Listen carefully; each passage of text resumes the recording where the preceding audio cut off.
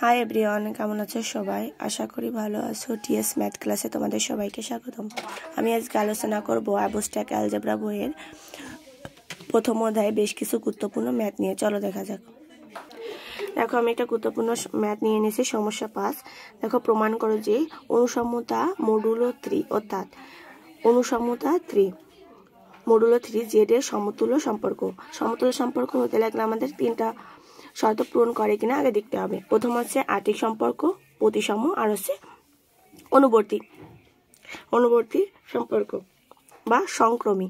এখন দেখো, প্রথমে আমরা যে ফর্মটা জানি, অনুসমতার ফর্ম হচ্ছে এ অনুসমতা বি মডুলো এম। এটা হচ্ছে আমরা আগে জানি অনুসমতার শর্ত থেকে। তাহলে আমরা এইটারে বি রে এই পাশে লিখতে পারি এ মাইনাস বি, আর হচ্ছে এটা যেহেতু মডুলো এম মানে হচ্ছে এম দ্বারা বিভাজ্য, সে কথাটা এখানে লেখা আছে। এখন এ মাইনাস বি, আর যদি সমান চিহ্ন দিতে চাই তাহলে আমাদের একটা কনস্ট্যান্ট ধ্রুবক আনতে হবে কে, তাহলে কে এম। এখন আর্থিক সম্পর্ক কিনা সেটা আমরা দেখব। আর্থিক সম্পর্ক মানে কি, এ ইকুয়াল টু বি যেহেতু যদি হয়, তাহলে এ ইকুয়াল টু বি যদি হয় তাহলে বি এর জায়গায় আমরা এ বসাইতে পারি। তাহলে যদি এ বসাই তাহলে 0, অর্থাৎ 0-র সাথে 3, এখানে হচ্ছে মডুলো 3, তাহলে এ ইকুয়াল টু এ মডুলো 3 এটা লিখতে পারি। তাহলে এটা আর্থিক সম্পর্ক। সেমভাবে প্রতিসম সম্পর্ক, দেখো আমাদের এ বি দুইটা আমরা ধরে নিলাম, এ বি আছে জেডে আছে, তাহলে এটা তো আমরা আগেই জানি এ অনুসমতা বি মডুলো 3।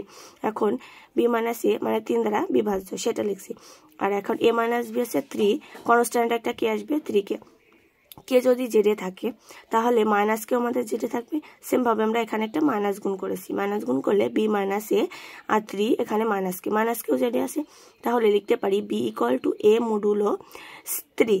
সেটা হচ্ছে প্রতিসম সম্পর্ক। প্রতিসম সম্পর্ক মানে বলতে হচ্ছে আমরা যদি এ বি লিখতে পারি তাহলে লিখতে পারবো বি এও, এটা হচ্ছে প্রতিসম সম্পর্কের সম্পর্ক। সেমভাবে আমাদের সংক্রমী বা অনুবর্তী হয় কিনা সেটা দেখব। অনুবর্তী হবে কিভাবে, এ বি এবং বিসি যদি থাকে তাহলে অবশ্যই এসিও থাকবে, সেটাই। এখন দেখো, এ বি মডুলো আমরা সূত্র অনুযায়ী এটাও লিখে ফেলেছি, বি মডুলো সি এটাও লিখছি। লেখার পরে এটা এই পাশে আনলে 3 কে এবং বি এই পাশে আনলে এটা ধরে নিছি এল আর এটা ধরে নিছি কে। এখন যদি দুইটা আমরা যোগ করি তাহলে বি বি কাটা যায়, আর এইটা 3k প্লাস 3l, এবং এখানে 3 কমন নিয়ে কে প্লাস এল সমান আমরা এস ধরে নিয়েছি। এখন দেখো A minus C equal to 3s, তাহলে লেখা যায় এই এসও তো আমাদের জেডে আছে, তাহলে লেখা যায় এ অনুসমতা সি মডুলো 3, অর্থাৎ সি সম্পর্কটি হচ্ছে অনুসংক্রমী বা অনুবর্তী। অর্থাৎ আমাদের যেহেতু তিনটা সম্পর্ক মেনে নিয়েছে, যেমন আর্থিক, প্রতিসম, অনুবর্তী, তাহলে এটা হচ্ছে আমাদের হচ্ছে সমতুল্য সম্পর্ক।